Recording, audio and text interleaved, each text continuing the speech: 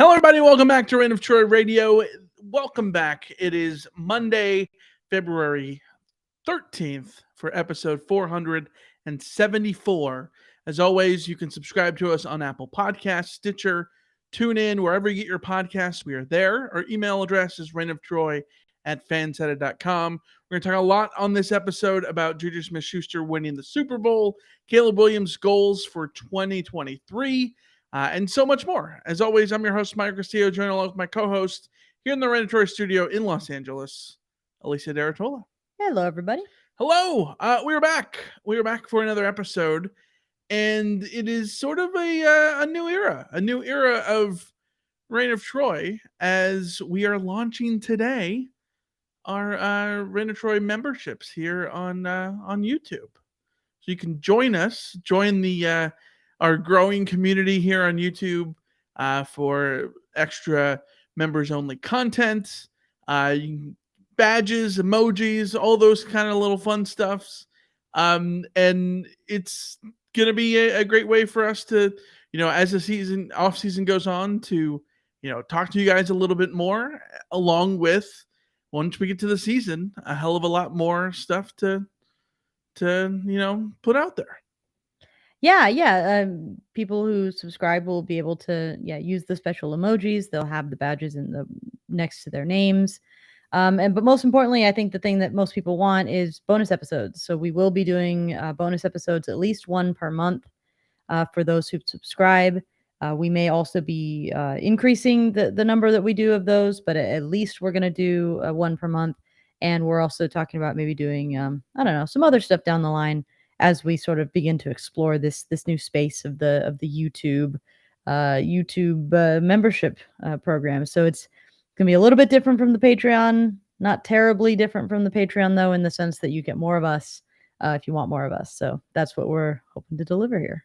Yeah, we've got two levels of the memberships here on YouTube. The first one, at 99 cents a month, you can join us and help support the show. So it's called the Reign of Troy Supporters Club. Help support the show, and you get to use some custom emojis. As we grow the channel, we're given more access to add more and more and more emojis. We're starting out pretty simple. Reign of Troy logo, a victory bell you can throw in the chat if you join us on the 99-cent tier, along with a little badge that tells you how long you've been subscribed and all that. It's a fun little opportunity to get recognized in the chat. And then for $4.99 a month, you can join us and get, as it stands now, at least one piece of bonus content per month, along with joining our Discord. We're starting a Discord, and you can talk to us 24/7. Well, maybe not 24/7, literally, but well, I don't know. The way your sleeping hours are, maybe it might be. maybe those night owls and the who happen to stay up into the wee hours of the night might find that there are people around. I think it's weird that people don't, to be honest. I can't do it. It's just not for me. What's the big deal about seeing 4 a.m.? It's not a big deal. It's not that I am against seeing 4 a.m. It is that my eyeballs are against seeing 4 a.m. on either side of 4 a.m., by the way. Not wanting to wake up at 4 a.m., not wanting to go to sleep at 4 a.m. Either way, something's gone wrong for me. So I'll give a pass there. But the Discord's super fun. It's always really cool to get to have those interactions with people, and there's always a community that sort of grows out of Discords. And we used to have our Slack channel, which sort of still chat with people in. So this is just going to be sort of a rebirth of that, to talk about USC and to get into and everything else, to talk about other sports, movies, TV shows, food takes, whatever's happening in life. We can all chat as a rock community. Yeah, absolutely. So that's $4.99 a month. You get access to the Discord, along with at least one piece of bonus content, an extra video, which will be baked right into your YouTube. So that's going to be great, because we really want to see how much fun we can have with that. Currently during the off season, we're we're committing to at least one video per month for the members only stuff. But think about it. Knowing us, breaking news happens. Probably gonna hop on. We have been known. We have been known to hop on. Season goes on. An extra video for us to talk about over under picks or something, or answer your questions. We always get a million questions, so we're going to see how we go with that, and we're super pumped. So join us, literally join us. Hit the join button if you're watching us here on YouTube. I know that sometimes it doesn't pop up in the app, on like the iPhone app. So you might have to go online, pull out your laptop, and join us there. So we put a link in the show notes. You can click that as well and go join us. So yeah, let's carry on into a new frontier of Rain of Troy Radio here online. But Alicia, a lot to talk about. Let's get to the big news. We've got new reviews over on Apple Podcasts, and we're excited about it because we didn't read them last week, but we've got 3 new reviews. Let's start with what do we want to? What is this? How would you read this? I am going SCOTMG fan. There you go. And I don't know what any of that necessarily means, except maybe SC means USC. SC overtime management fan. I like that. I think that works. Anyways, they gave us 5 stars and says 1 more year with a little sniffle emoji. I've been listening to Michael and Alicia for the better part of 4 years because they are charming and do their homework. The thing is, I loathe USC. I find my way back to this podcast every week during the football season because I'm entertained. And I want to say thank you for keeping me busy a few hours a week. Fact is, I'm going to miss you Trojans when you leave. USC is the perfect villain because they have what other teams want. And USC fans should be excited. You're finally on your way back and everyone can feel it. Appreciate that hurt when you lose again. It only feels that bad because it doesn't happen that often. And remember, only last year you were numb to losing. Now that we only have 1 year left until our divorce, I promise not to hate on USC so bad when you leave.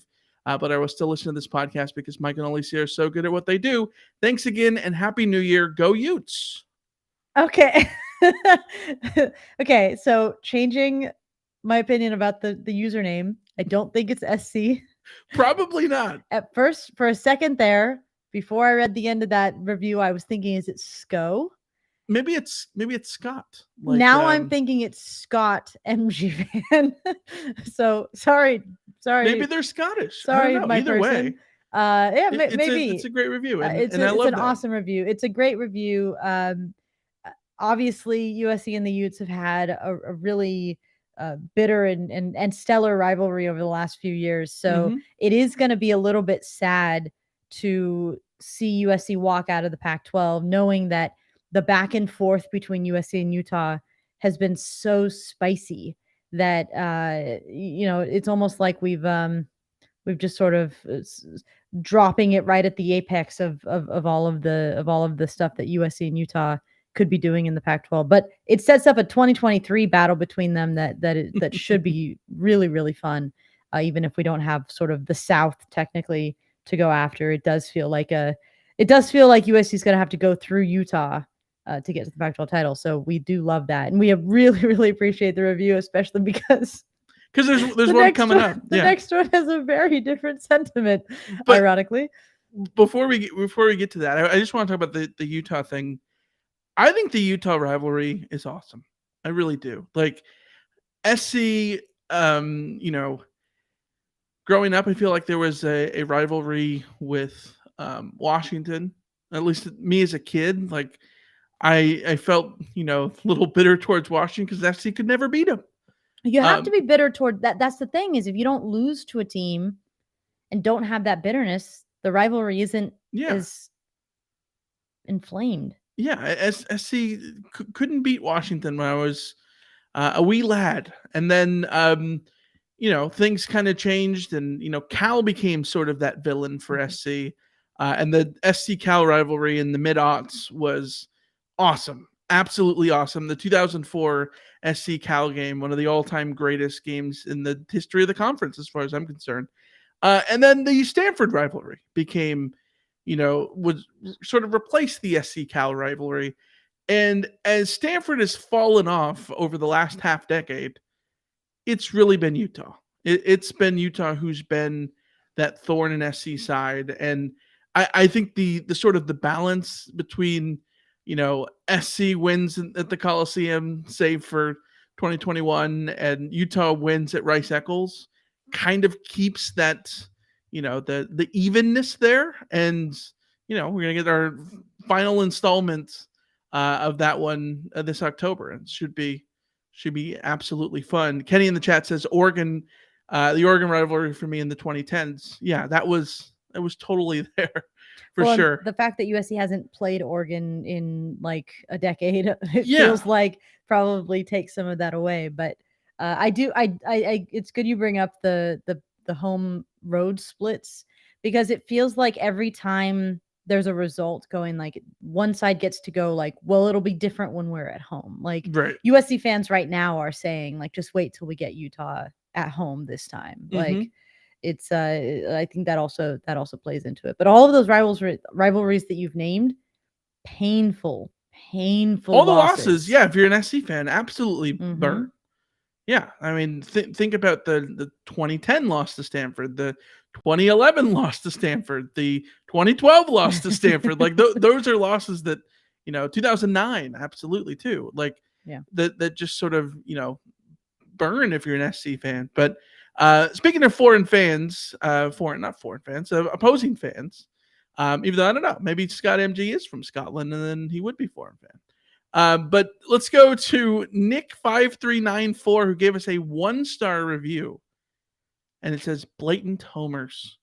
The level of which they insult other fan bases may seem fine in arrogant nation, but it saps their credibility. You can't win them all, Michael.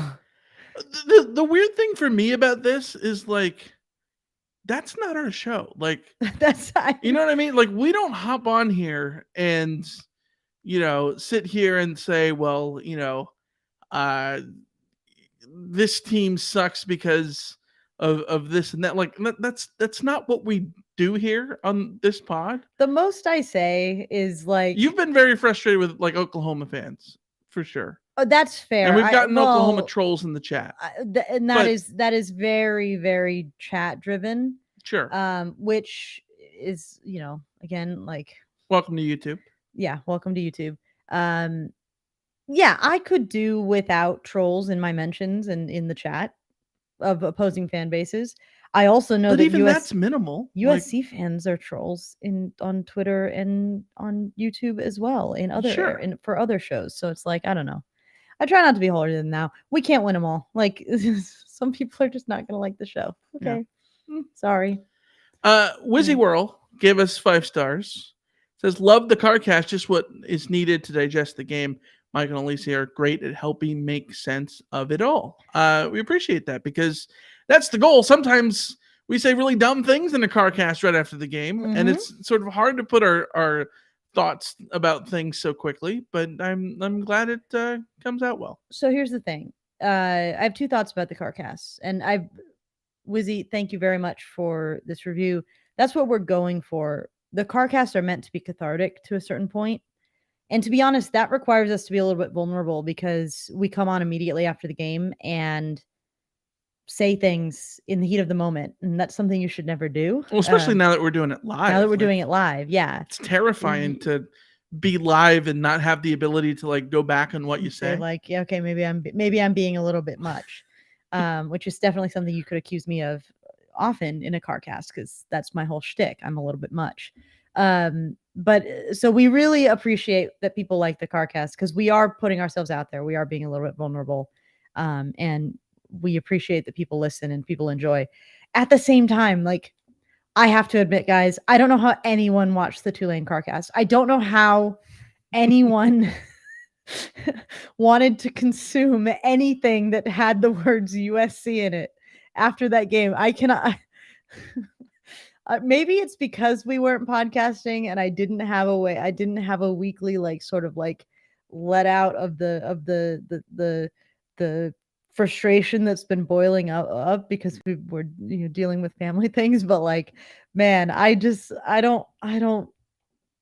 can't think about that game. I can't think about anything. I think us stepping away from family stuff has sort of made it easy to just pretend that game just didn't exist. It feels like it didn't happen. Yeah, there you go. Yeah, that's the key, folks. Just have family things go awry, and then yeah, you forget about everything instantaneously. Maybe don't. Yeah, we're being facetious. All right, let's talk about the Super Bowl. Super Bowl 57 happened last night on Sunday night. It was the Kansas City Chiefs getting the best of the Philadelphia Eagles, 38-35 in Glendale, with what do we want to say? A classic Super Bowl. I think it was a classic Super Bowl that maybe didn't have the classic finish that we were all hoping it would. Can I ask you a question? Sure. I saw a lot of people on Twitter talking about how it was arguably the best Super Bowl ever. Mm-hmm. Was that your takeaway? No, so I thought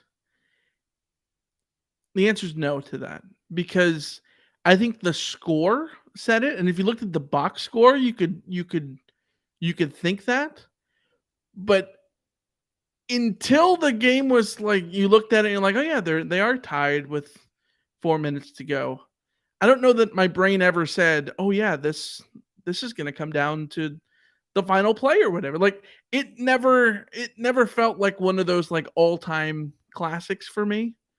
And maybe that's unfair. Maybe there's pessimism in there just because I'm not expecting those kind of games. Plus, we saw the Fiesta Bowl with Michigan and TCU was insane. The Peach Bowl with Ohio State and Georgia was insane, and those games felt insane the whole way. I don't think the Super Bowl felt insane the whole way. I wonder if it's because there weren't that many insane plays. Yeah, which maybe contributes to it.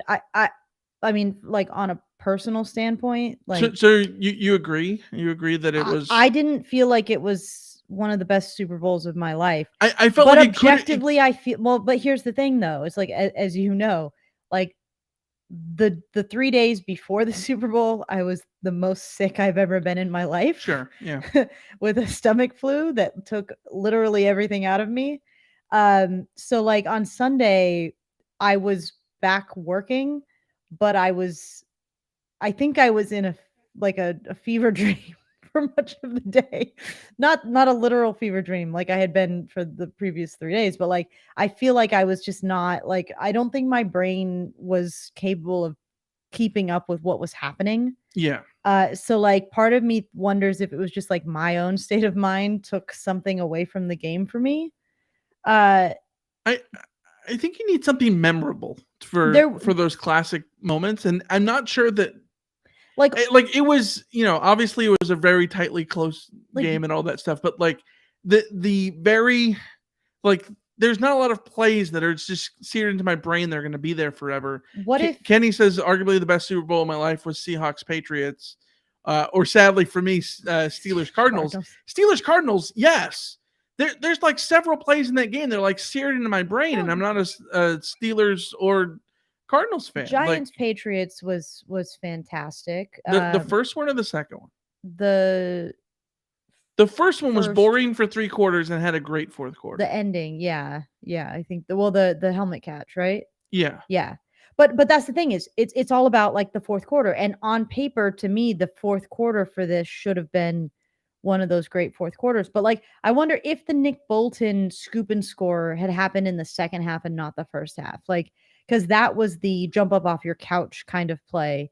And I'm not sure that we had a jump up off your couch kind of play that sort of reach those levels. And of course, there's the refereeing controversy that then we're all talking about. Sure. Like, well, which feels like it robbed us from the last second. we didn't get to see kinda what would have thing. happened with a final drive for the Eagles. Not Right. that I not even in the sense of like that the Eagles would have won the game, but like even Chiefs fans were denied the let off of like a big defensive stop or whatever. I don't think they care, but I mean, no, I don't think they should care, to be quite honest. Like, if you win the Super Bowl, you should just roll with it. Like, right. I don't think that you should let anybody's opinion about that holding call like hold back your appreciation of the game. Well, it was like three things can be true. It was a trash call that should not have been called. It completely soured the end of the game. And if you are a Chief or a Chief fan, you do not give a crap. Like, it also wasn't the most. Think Juju feels guilty for being held? No. It also wasn't the most egregious call that's ever been called in a Super Bowl, even late in a Super Bowl. No, the timing of it was the worst part of it. The cornerback compounded with how the Chiefs won the AFC too. Like, it the royally narrative sucks is already, that they won the AFC Championship game because they got a penalty. A penalty that should have never happened because it was just a terrible decision. See, in that the case, right call, it but was should have never happened. Deserved penalty. Yes. Dumb play. Like, right. Just dumb. And this one is a play that happens literally on every play, that could get called on every play but doesn't. And then it ultimately is what prevents the Eagles from having their chance to just answer it, which would have been, the grandstand finish that everybody would have wanted, rather than, the Eagles at one point trying to let Pacheco walk into the end zone, right? Like, which, good on him. If it was Pacheco, whoever it was, good on him for recognizing, like, no, I gotta get down. Don't score.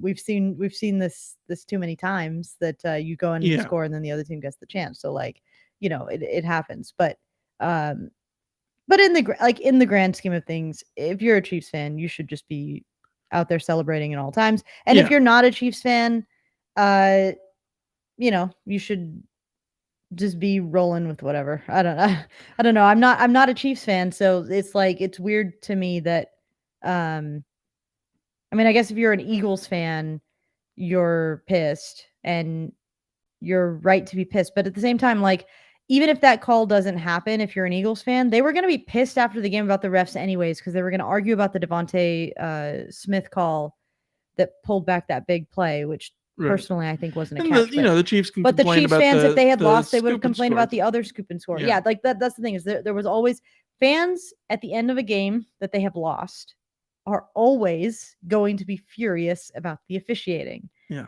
Which is why I wish that we all as a collective sports community would come to the recognition that, like, let the people who are angry be angry, and, like, let the people who aren't angry be not angry, and let's just all, like, let it hash out. Because, like, there will always just be angry people. Like, this is my frustration with Utah fans. Like, the Utah fans after the who we love, Scott MG fan. Who we love. Yeah. No, but my thing was just, like, Utah fans, like, celebrate your win. Let USC fans be mad. They're gonna be mad. Like, right. USC it shouldn't fans, take away from your USC win. fans were never gonna lay down at your feet and say, like, you are better than us. Like, all that. Like, it's just not gonna happen. People are just gonna be mad. Like, I saw a TikTok of Tulane's float at some parade, like the Tulane football team celebrating, and, like, celebrate my head, I went into a straight red rage of, like, well, how dare you make me remember that game. But if you're Tulane, if you're Tulane, celebrate away. Like, I'm not gonna stop you from celebrating the Cotton Bowl. Like, I'll, like, it just, again, like, stay in your lane a little bit. Just know your lane and stay in it. And if you're a USC fan, your lane in this instance is to go red with rage and try to, like, bleach the game from your brain. And if you're a Tulane fan, it's to celebrate all you want. In the case of the Super Bowl, if you're a Chiefs fan, celebrate all you want. If you're an Eagles fan, go red with rage. If you're somewhere in between, then, have out the discord, but the discourse. But yeah. Well, the good news for SC fans is that Juju Smith-Schuster, unless you're an Eagles fan and an SC fan, I guess that be bad news. But Juju Smith-Schuster is a Super Bowl champ, along with Ronald Jones, who's also on the Chiefs roster. Juju caught 7 passes on Sunday night for 53 yards. Really played a big role in the second half, especially with the Chiefs as they sort of turned things around in the last 4 drives. Juju becomes the 50th Trojan to win a Super Bowl, the most all time by any school. Miami, Notre Dame, Tennessee, and Penn State all tied with 45 winners. Ronald Jones won a couple years ago with Tampa Bay against the Kansas City Chiefs. So this is ring number 2 for Rojo. Yeah, pretty cool. That's what the second stands for in his name. It's yes, like number 2. Ronald Jones the second, meaning the 2 rings he has. It was destined. Yeah, it really was. I was really, really happy for Juju. I was on Twitter. I saw the pictures of him celebrating, and I just felt so happy. I was really, really pleased. He is very, very easy to root for, and it's been really nice when he signed with the Chiefs. I was really excited because I thought that would be a really good situation for him. I think his best situation in the NFL is not to be the number 1 guy. I don't think he's the number 1 NFL receiver. I think he's a really, really he is in a weird way. He's sort of like the USC Steve Smith, in that, he is a receiver that's, number 2 or number 3, and he's just going to be super reliable for your quarterback. He's going to catch the passes he needs to catch and move the ball when he needs to. That one of those last touchdown drives was essentially Juju moving them down the field. Yeah. That's the kind of receiver that he is, and it's really nice to see him carve out a role. And I hope that I think he's on a 1-year deal with the Chiefs. I hope he finds a good spot in free agency. I think he's in the perfect spot. Especially when the Chiefs don't have Tyreek anymore. I would tell him to stay with Kansas City if they'll have him. I really would. He could probably chase more money elsewhere. It's not my money, so I can't tell him what to do with it. But sure, if you can stay catching passes from Patrick Mahomes, I think that's just where he should be. So I don't know. That's me. Yeah, and it's awesome for SC to, we're talking about 3 straight years off the top of my head that SC has had, fan favorite players get a ring. Last year it was Robert Woods. Year before that it was Rojo with the Bucks, and that's awesome. That's awesome. SC now with 50, as we talked about. What does this do for his legacy as a Trojan? Because I would argue it does nothing, because I'm the type of person of his legacy is what he did in college. And whether he's an NFL great or not should not sort of lessen his college legacy, which was already basically immaculate. But this certainly has to, help too, right? As you go forward and continue to recruit, and SC loves to talk about these things, the longer that you have a Super Bowl winning wide receiver who is getting passes from Patrick Mahomes, that is a recruiting pitch. Go be the next Juju. Well, especially when Juju was at Super Bowl Media Day talking about how important being at USC was towards his development in terms of talking to media, in terms of development as far as being a wide receiver and all of that kind of stuff. So yeah, he's a great ambassador for Trojan football. Yeah. And so you want him to have a long and storied career. And I think that's the big thing. Is I would tend to agree with you that we need to be careful not to let NFL success rewrite our perception of a especially player. Negatively. I think that Mike Williams is a really, really good example of this. Yes. Dwayne Jarrett's another really good example of this. Just because they didn't go on to huge NFL success doesn't mean that we should look back. Matt Leinart too.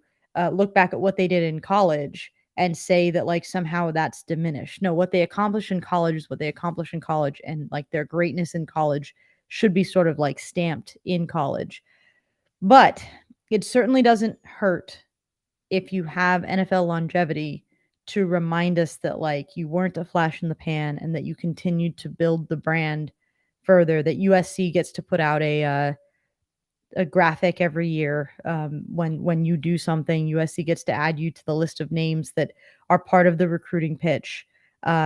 So that is something that is really, really important to USC. And you know, there's a reason USC put out a graphic talking about how they have the most Super Bowl winning players. Like that's the kind of thing that only one school gets to put out. And you know, the other schools might try to Penn State it and say put asterisks on it and stuff like that, but you can only do so much. Like these things do matter in terms of the strength of USC, and any player who's contributing to the legacy of USC is contributing to their own USC legacy. So yeah, I would give Juju some huge props from the USC legacy perspective. It's not like I held him in low esteem before. My esteem of him as a USC legend was already very high. Yeah. But it is nice to see him succeed and carry that on. So yeah, long may it continue. Long may he reign. Yeah. Long may he reign of Troy. Yeah. Yeah. Kenny in the chat says, got to get Caleb one more or a Super Bowl to have a Super Bowl winning quarterback. To which I was going to be like, hello, Matt Castle. And I looked it up just to double check that I was right that Matt Castle won a ring. He had not. He did not. He wasn't on any of the championship teams. His rookie year was the year after the first dynasty. That's rough. If you would have asked me, I thought for sure Matt Castle would have won a ring as a backup. Yeah. Yeah. It's also hard to remember that like Tom Brady had like those 10 years between Super Bowls. Yeah. Yeah. Yeah. Well, this is why, not to go off on too much of a tangent, but there's 10 years between, and in those 10 years included his like best individual seasons. Yeah, his like most statistically ridiculous seasons. This is why there's a lot of talk about like Mahomes being the GOAT already and how he's already gunning for Brady and all of these kinds of things. And I'm just like, slow your roll, guys. He's been in the league 5 years. Brady was in the league for more than 20. Like longevity is not something you can control. Mahomes is incredibly great. This 5-year stretch he's had has been incredibly great. Yeah. I look forward to everything he can do in the future. But like this could be his final Super Bowl. Realistically, this could be his last Super Bowl. No one knows how the pieces fall. So just like I don't want to take anything away from him, obviously. I mean, he does wear a face mask, which gives me pause with Mahomes. But I joke, of course. But you're about to do some slander. This is going to get us in trouble. No, I'm saying like he is a fourth quarter collapse from the Niners and potentially that holding call from being 1-2, if not 0-3 in Super Bowls. We'll say 1-2. Let's just say that the Eagles are able to have the final drive and come back and down and win it, whatever, right? Like obviously you can't do that. You can't rewrite things, all those things, right? But like it's crazy how how close the margins are between winning and not winning. Mm-hmm. And to me, those things end up being sort of ridiculous for deciding about who the greatest is. I've used this example a bunch over the past couple of months that I think it's ridiculous that, Messi had to win the World Cup for people to say that he was the greatest of all time. Yeah, no, that's especially ridiculous. In a game in which went to penalty kicks. And the only reason that he wins the penalty kick, that they win the World Cup, is because like 3 French dudes missed their penalties. Yeah. So because 3 French guys missed their penalties, sorry Pelé, but Messi is now the greatest of all time. Like that's like, do you see how absurd that is? It's absurd. It's silly. But I think so. If that call wouldn't have been there, and Hurts goes down the other side and scores, and the ball's not in, like that being a negative on Mahomes is ridiculous. Yeah, no, it's. I agree. I don't think wins are a quarterback stat. It's just not.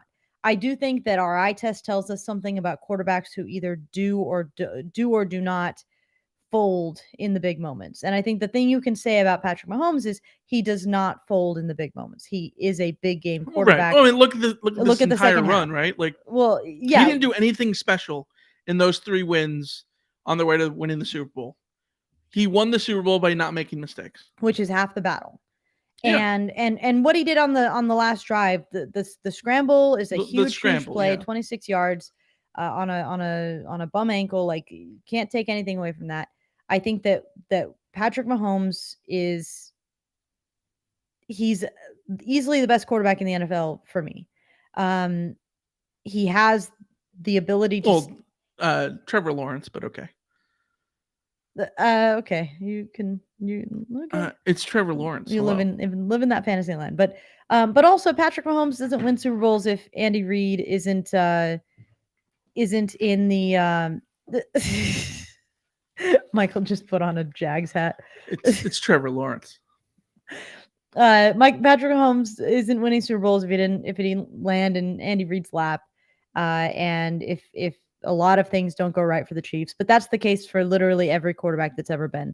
Tom Brady doesn't win Super Bowls if he doesn't end up with the Patriots and have things go the way that they did. Right. The matches have to be made in heaven, and all of the. I've always said that Leinart got a really sort of awkward thing. He gets hurt, then gets Wally pipped by a guy who was thrown away by the Giants in Kurt Warner. Like, Kurt Warner was left for dead when he kind of was done with the Giants, right? And then all of a sudden he ends up Wally pipping Leinart. Is unexpected. These kinds of things happen, and the calculations that go into who wins a championship are so immensely complex that you can't boil it down to one player.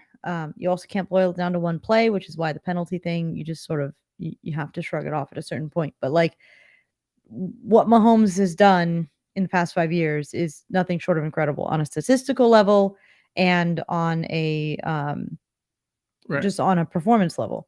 But that was a very big tangent, and I don't remember where we started. But he couldn't have done it without Juju drawing the penalty there. No, he couldn't have done it without Juju. Juju becomes winner number 50 of the Super Bowl for the Trojans. Who's going to be 51 for you? Who do you think is next sort of in line? I saw you make an argument for somebody, or I guess two guys on Twitter. Well, it's sort of a cross argument. Who do I want the most, and also who do I think is best positioned of the Trojans that I know where they're going to be in 2023? You got to feel good about Talanoa Hufanga and Drake Jackson, who is also on the 49ers. The 49ers that defense is exceptional, and they're going to continue to be very good.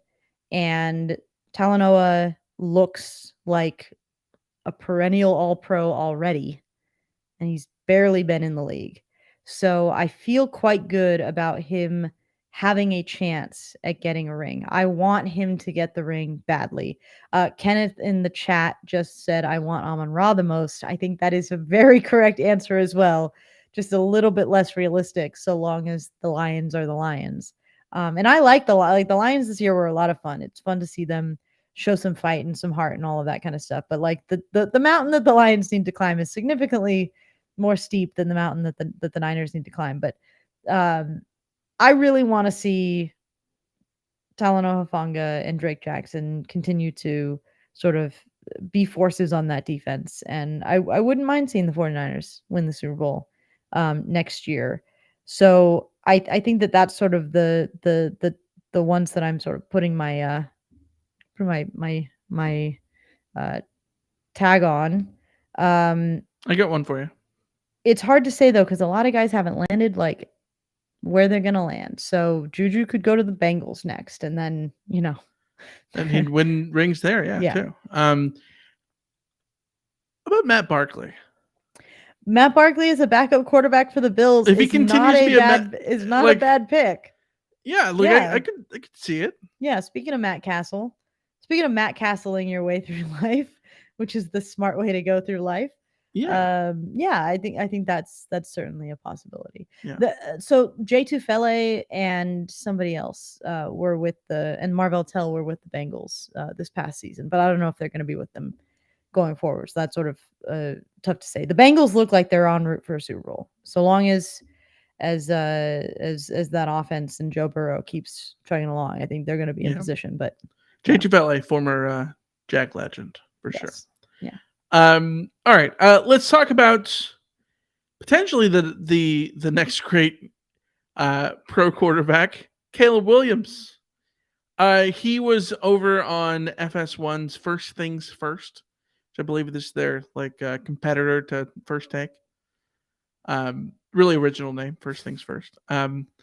But he was on there on Friday and interviewed, and he had some things to say.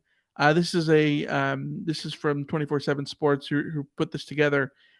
Quote, for next year, which is likely to be his last at USC since he will be draft eligible after the season, Williams said he wants to have 60 touchdowns and 5,000 passing yards. Quote, I want to have a 0 interception year and maybe 1 or 2 100 completion percentage games if I can, Williams said. I for sure want to throw more touchdowns. Every year my goals before the season go up, and I've actually kind of reached and surpassed many of my self goals with how many touchdowns that I have had. Alicia, I would like to be rich someday. I'd like to own a house, have a summer house, ideally a cabin in the woods at some point. But what do you think about these goals? Wow. Because they're lofty. They're okay, lofty. So here's the thing. I saw 60 touchdowns and 5,000 yards passing, and I thought, okay, Caleb.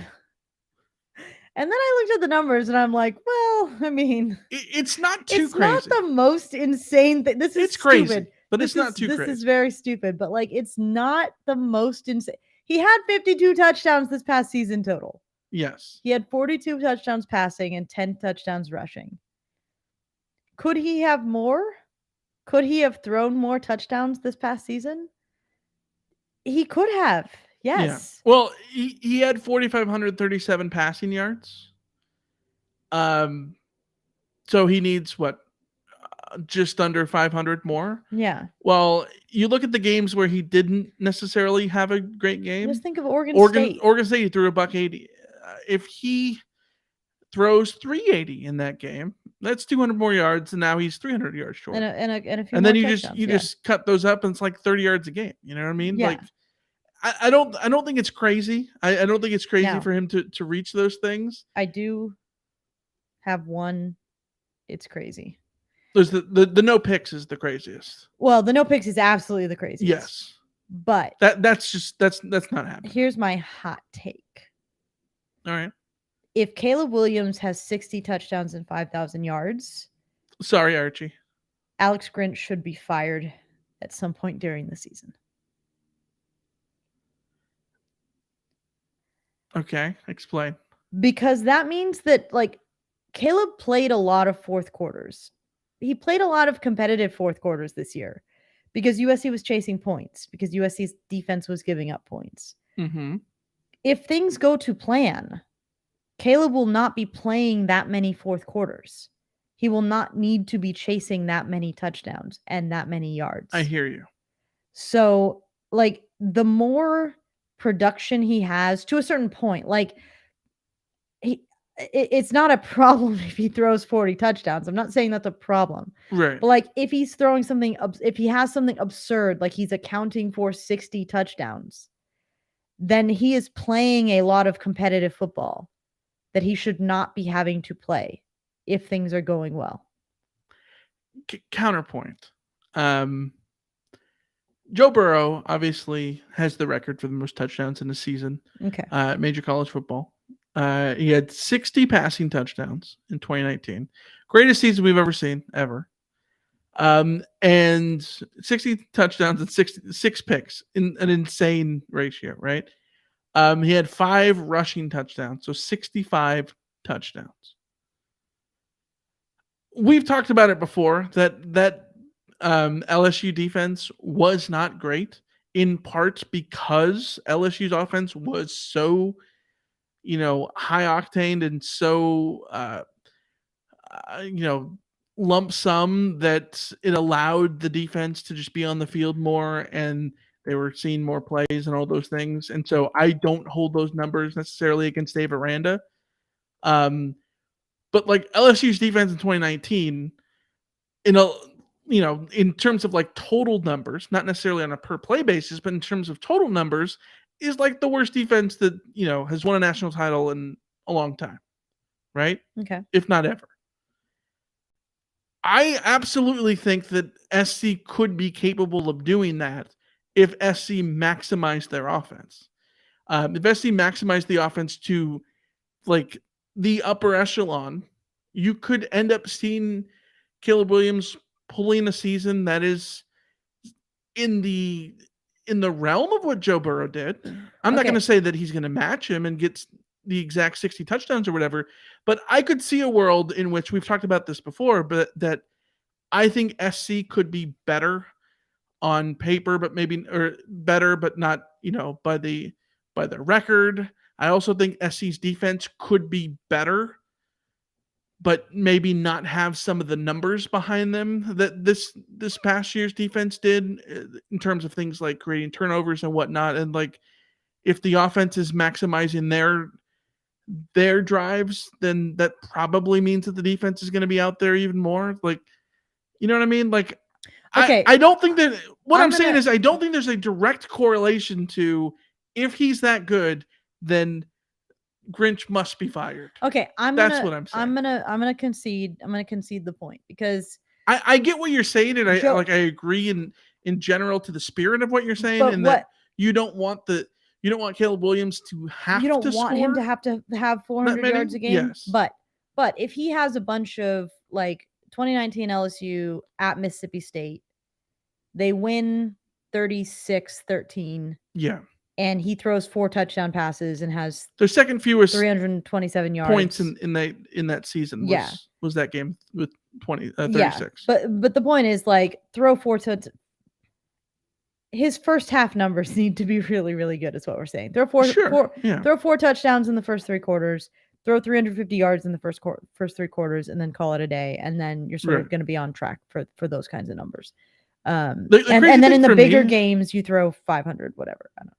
The crazy thing for me is that looking at Burrow's numbers in his game log right now, the numbers aren't that they're not crazy. Absurd. It's that he played 15 games. Yes, which helps. He threw for 400 yards 4 times. Like, it sounds like you would imagine that he threw like 500 yards like several times. No, he never threw 500 yards. Mm-hmm. He threw 400 yards 4 times. He had 1 6 touchdown game against Vanderbilt. Yeah, like I think there's definitely a world in which SC could get in that area, especially when you consider that there were games this year where I think that SC didn't maximize what they did on offense. Well, that's the scary thing. Remember we bring this up all the time. The first half of the season, we were critical of USC's offense relative to the defense. Right. Because it felt like the offense was leaving points on the board. Yes. And like that's the scary thing is that the offense, if the offense was what it was in the second half of the season over the course of the full season, like what would have his numbers been? I don't know. Yeah. Yeah. We do the math. I don't know. So I think that, realistically looking at the numbers in a Lincoln Riley offense, Caleb Williams had 52 counted for touchdowns this season, 42 through the air, 10 on the ground. It's pretty much in line with what the other Lincoln Riley quarterbacks have done. Kyler Murray had 54, 40, 42 and 12. Jalen Hurts 32 and 20, which is insane. Baker Mayfield topped out at 43 and 5, so 48. So like, how many? I think there's a way for him to get to 55 and flirt with 60. Yes. How many games in the first half of the season did Caleb Williams have? Of the first 6 games of the season, how many did Caleb have more than 300 yards passing? In the first half? In the first 6.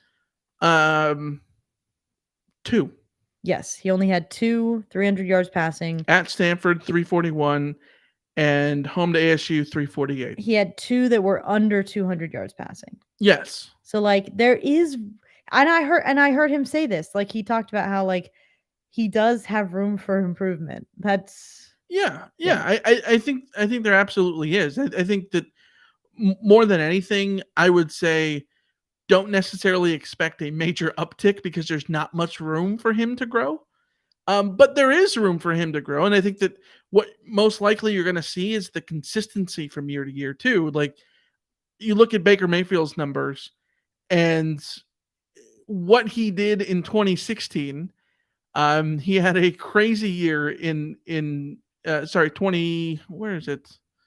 2016? Baker Mayfield. He had 40 touchdowns in 2016.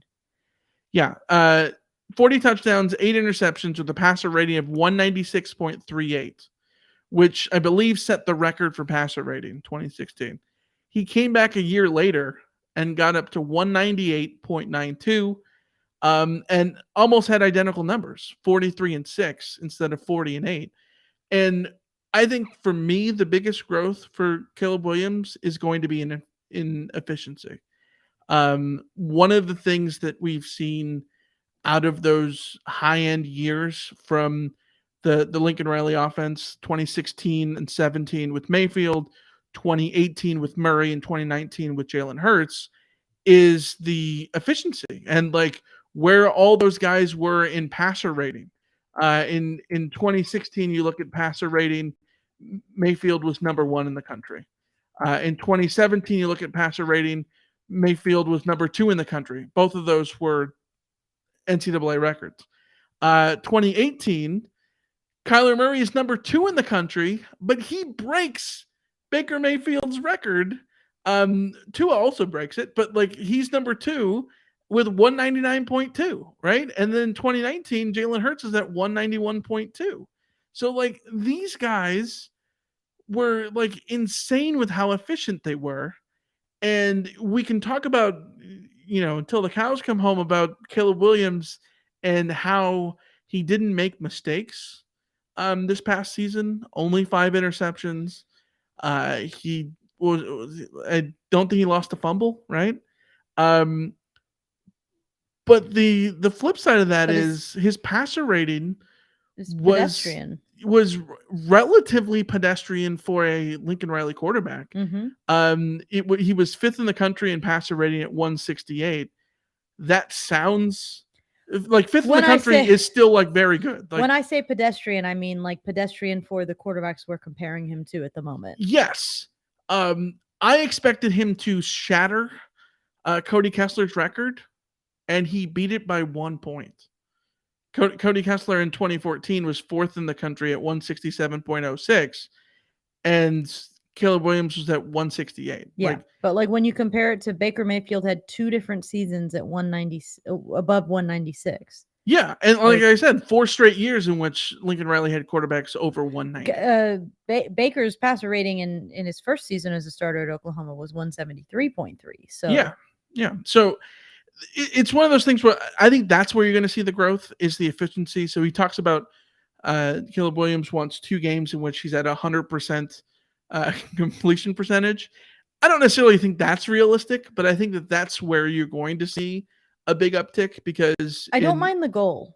No, because that you should absolutely be the goal. Want that goal. Yeah, you absolutely want that goal. And West Texas Mike in the chat is talking about how he could improve because he says nearly all of his picks were dumb underthrows and throws right into coverage. That's the crazy part. Like of the 5 picks, there's not like a tipped Hail Mary interception in there, right? Like it's a bad decision. But he's due for 5 bad decisions, given how good he was on the other passes. Yeah. Which is crazy. But like ideally you want him to, curtail those and you want those passes back. The final interception against Utah, I think, is a ball that he short arms because he doesn't have his legs under him because his hamstring is pulled. And maybe that's one that's, not necessarily a poor decision, but one that gets short armed because he's hurt. But you want him to be able to become a senior, not a senior, a junior in this case, right? And just really be able to refine. I think for me, the interesting thing is going to be knowing USC quarterbacks. And I'm not going to, expect this out of Caleb Williams, but looking at what SC has had when a guy returns after a great season, it means that they've all regressed, right? Matt Barkley went backwards. He had a great touchdown to interception ratio in 2011. And then he threw 15 picks in 2012. Kessler regressed in his final season. Darnold regressed in his final season. Slovis kept regressing, right? And I think that part of those things was because all of those guys, as they got older, got more responsibilities. And the coaches talked about it every time. With Lane Kiffin, he talked about how Matt Barkley, the whole thing was he was going to have more autonomy and more responsibilities thrown at him his way. And I think that kind of makes it more difficult. And I don't expect Lincoln Riley to do that. Lincoln Riley is going to be in a position where when he gives more responsibilities, the track record shows that how Lincoln Riley is with his quarterbacks, even in the returning guys like Baker Mayfield, they continue to get better. And that is going to be refreshing to watch. And that makes you think that, like, be really confident what Caleb Williams can do in year 2, which is really year 3 for him, but the year after a Heisman win.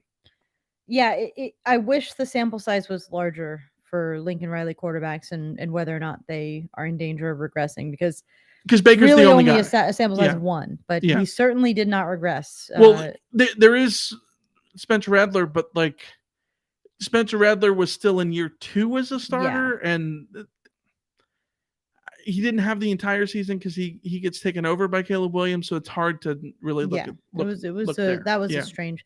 That felt strange. Yeah, it was a totally different situation. Spencer Rattler had never had the top elite level season in the first place. Right. He was still living on potential. So yeah, should be fun. I mean, we get to watch it unfold. So that's exciting. Absolutely. All right, let's go to the mailbag. We got an email from John in Oakland. Hi, Alicia and Michael. Welcome back, and I hope all is well. So what do you think will be USC's approach for scheduling non-conference games after joining the Big Ten next year? Given the long-term Notre Dame rivalry commitment, they only have 2 non-conference game slots. Do you think SC will lock in a Stanford series? So there's always a Bay Area trip every 2 years. Going to the farm as a fan is much more fun than Berkeley. How would you see them approaching the third game? Group of 5 or Power 5 opponent? Big-name game like Alabama, Georgia, Texas? Or an easier tune-up game like UNLV, Rice, Fresno State? Do you think there's any chance they would schedule a second Pac-12 opponent for their third non-conference game? I personally wouldn't want that to happen, especially if it's Oregon. I've come to hate the Ducks and their millions of NIL dollars from Phil Knight outright buying high school recruits and transfer portal players, and the school getting a free pass from the media and the NCAA, while USC doesn't even have an NIL collective, gets routinely falsely accused in the media, ESPNU satellite radio, in parentheses, of using all of its NIL dollars to get Jordan Addison and others, but I digress. Thoughts, John in Oakland? Thanks for writing in, John. I think that USC will probably play this smart, and smart will be just let the Pac-12 loose. I think you go in with Notre Dame as your big rivalry commitment, and then you use your 2 remaining out-of-conference games strategically. I think if you can get a marquee matchup with teams like Alabama or LSU or like the series that have already been scheduled, you continue to find those, but one at a time. And then you use the tune-up game scenario, which is generally the standard is most teams will go out there and look for a marquee game and then tune-up games to fill out the rest of their schedule. So USC doesn't treat the Notre Dame game as sort of their marquee game because it's a yearly tradition, but you still got to use that. You can't overschedule if that's like, you'd be doing a disservice to the program, in fact, if you overscheduled. You want to look for group of 5 teams. And just sort of pick your spots there as well. And basically teams that are willing to come to the Coliseum. It's not even just group of 5. It's really, if we're scheduling you, it's on our turf.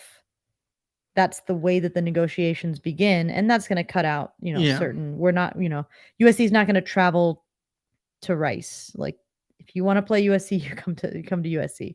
So that's different kind of negotiations than talking to Tennessee about a series, or I don't know, Oklahoma. Yeah, I think it's going to be interesting. We've talked about scheduling in the past, both on the pod and Redditor.com back when we wrote for the site and whatnot. But sort of how SC was behind the 8 ball because everyone had scheduled out their schedules through like 2030, and SC hadn't done it. They've added Ole Miss, but Ole Miss is the only team that they've really added in the past several years. LSU they added, as the one-off game next year in 2024 in Vegas, but there hasn't been home and homes besides the Ole Miss game series, which means that there's still the opportunity in 2027 and 2028. I think the interesting thing is, what do we know about the Big Ten?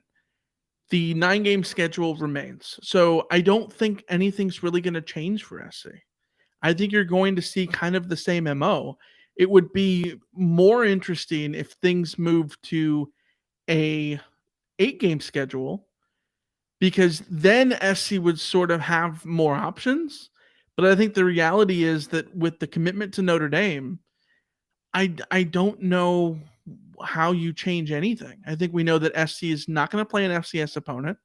They're going to play a group of 5 team instead, which they should, with that the 12th game.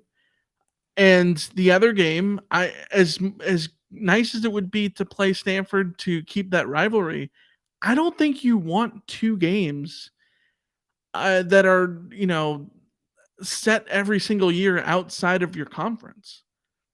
Yeah, I like it. It's incredibly difficult to manage your schedule that way. Now, the intriguing sort of idea here is what happens if Notre Dame joins the Big Ten. Yes. Then, or if they join the ACC, and does that change things too? Yeah, that changes things. I mean, that has the potential to throw a wrench in things as well. But if Notre Dame joins the Big Ten, then suddenly maybe you are free to have a regular series with Stanford or somebody else that you choose. So long as you have Notre Dame, though, you shouldn't be looking for regular series with anybody. You should be looking for those one-off sort of feature games. And I think that's the move. And even then, for like right now, early in this Big Ten sort of situation, if I'm USC, I also think there's an argument to be a little bit more conservative on the recruiting. I mean, on the scheduling front. Yeah, because you're already facing a very difficult scheduling task. That's the thing. We've talked about it before that, pre Mike Bone, the whole thing was that it was the mindset that SC had gone to prioritizing getting 7 home games because they want the gate, right? They want to sell tickets. And that's what prompted the whole UC Davis thing. Obviously Mike Bone reversed that part, but like I don't think that he's in the mindset of changing the whole like 7 I think home games thing. I think you want the 7 home games. The 7 home games thing was a smart way to play it. Yes. Scheduling UC Davis, an FCS team that was going to piss everyone else off, all the USC fans off. That was the issue, not the idea of having 7 home games a year. And I think part of the problem here is that SC plays Notre Dame every year, and it's easy to just think of them as a conference opponent. Yeah. Because not literally, but but it's even the home away because it's baked into your schedule, so you never think about them as a new opponent, right? Because you're just going to play them every year. Like they're not a new feature. You know exactly where that game is. You can look on a calendar every single year. You know where it is, etc. And so I think it's easy to forget that SC plays Notre Dame. So when you look at a schedule like this upcoming season, I think some people can look at this and say, San Jose State and Nevada, oh, well, that's kind of a lame non-conference schedule. Yeah, but Notre Dame is there too. Like literally, if anybody else was playing San Jose State, Nevada, and Notre Dame, they'd feel good about that. That is loaded because we play Notre Dame. Yeah. SC sort of, gets lulled in that thing. So long story short, John, I think 7 home games. And yeah, do the one-offs every now and then. But besides that, I think you want to load up with G5s, especially when you got to go cross country and to play Big Ten schools now. It's a lot of travel. Let's go to questions we've got here on YouTube. We got a bunch of you guys throwing in questions. Cameron has a bunch of questions. Is Michael optimistic or pessimistic of the Jags next season? How can you be pessimistic? It's only the beginning, baby. Like everything's going forward. It's full guns ablazing with the best quarterback in the world. Trevor Lawrence. You can live in that fantasy land. Save that for 12 months from now. Cameron also says, what field was worse, the Rose Bowl grass or the grass in Glendale? The grass in the Rose Bowl in 2017 was awful. Last night's looked pretty bad as well. So here's the thing. The grass at the Rose Bowl, at least it's growing outside in the elements. Like at least it was raining and like there's just weird stuff that happens sometimes when you have an outdoor stadium and the field of play. The problem I have with the grass in Glendale is even before the game started, the NFL was talking up this grass that they'd spent 2 years growing, that they developed in a lab at Oklahoma State, that they'd rolled out every day to get sunshine, and that they'd done all of this, like $1 million that they spent on this field to get it ready for this game. And it was terrible. Like, that's embarrassing. Like, is it worse? I don't know. More embarrassing, though? Absolutely. You want to know my hot take? I think growing grass is extremely difficult. Yes, I get it. And like more times than not, I feel like people are talking about bad fields because it's very hard. Like it's just hard. As Kenny will tell you, Arizona, the Cardinals are known for having some of the worst turf in the NFL. Yeah. It is not a coincidence that a city built in a desert that was not meant to have grass grow in that heat has some weird funkiness about getting their field ready to I do want to push back on that thought, though. Why? Yes, grass is not a naturally grown thing in Arizona, but the valley there, the basin, is kind of ripe for growing grass. No, I'm saying that like for a football field, when you're trying to have grass be grown well, yes, you have this stadium that has the whole, roll it out to get sun, do all this, like all these complicated things that you have to do to it. Like the fact that you have to do all of that complicated stuff speaks to. Well, they're doing that because they want natural grass in a venue that doesn't get sunlight.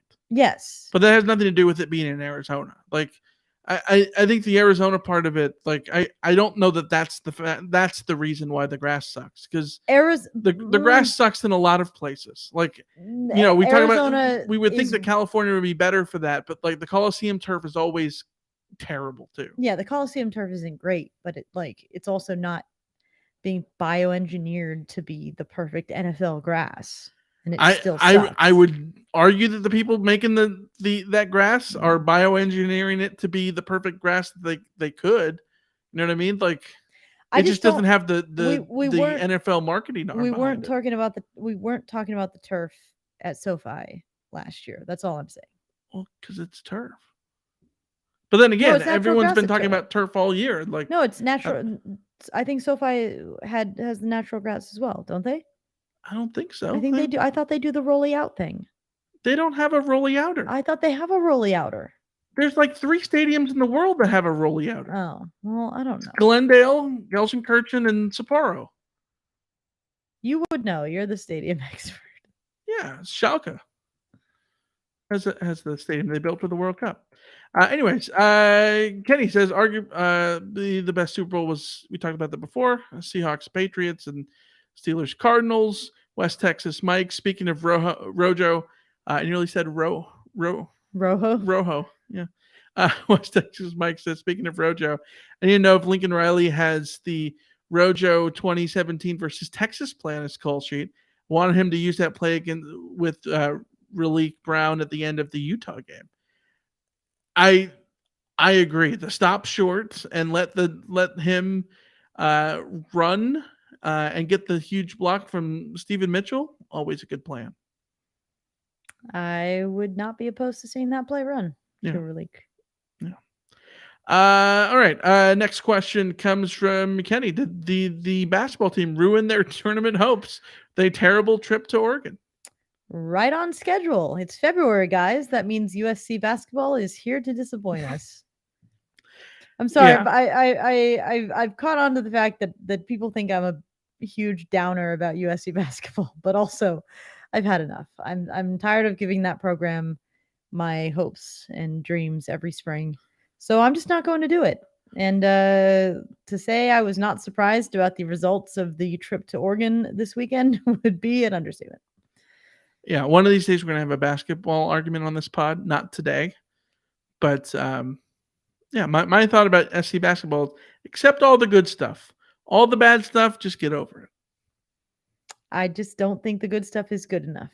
That's where I'm at. I think this is SC, and any good stuff is good. Why does Alabama get to have a top 10 football team and top 10 That's because team? Kentucky is completely... Why does Florida get to win national championships? Florida basketball has not been good in the last 15 years. Well, USC basketball has not been good in the last 80 years, so... This is the best stretch SC's basketball's ever had. Yeah, this mediocre stretch is the best stretch that USC basketball's ever had. 2 years ago. What are you talking about? Yeah. This is the one flash in the pan golden with how many number one recruits. Yeah. It's the golden age. A generational player in Evan Mobley. And yeah. Remember, he says, any news on Big Ten expansion outside of SC and UCLA? No. Last I heard, it sounds like Big Ten staying pat. I think they're waiting for Notre Dame. I think they need to call Oregon and Washington. They should. Well, honestly, they should, because I don't think the plan of having USC and UCLA just join the Big Ten and have it all be hunky dory is actually like there's not enough balance there. They need the additional 2 West Coast programs to help balance things out for that conference. But yeah. Darlene in the chat says SoFi is not natural grass, no rolly outy. Yeah, thank you, Darlene, for that clarification.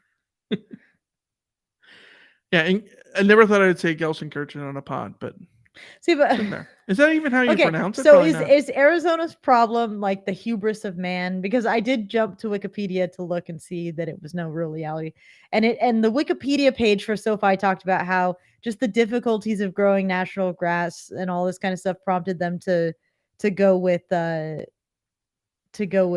artificial turf. Like, then is it just just Arizona's own like hubris that they can't just put turf in that stadium?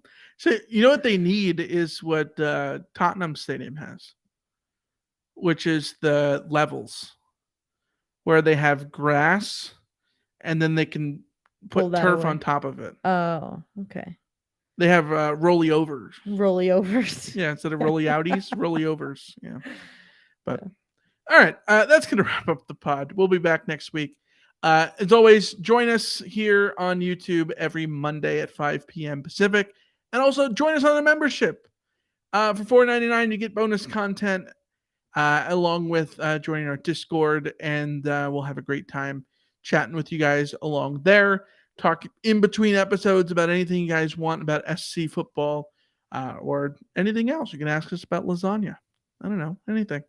Yeah, so that's going to wrap up the episode. We'll be back next week. Until then, see ya. See ya. See ya.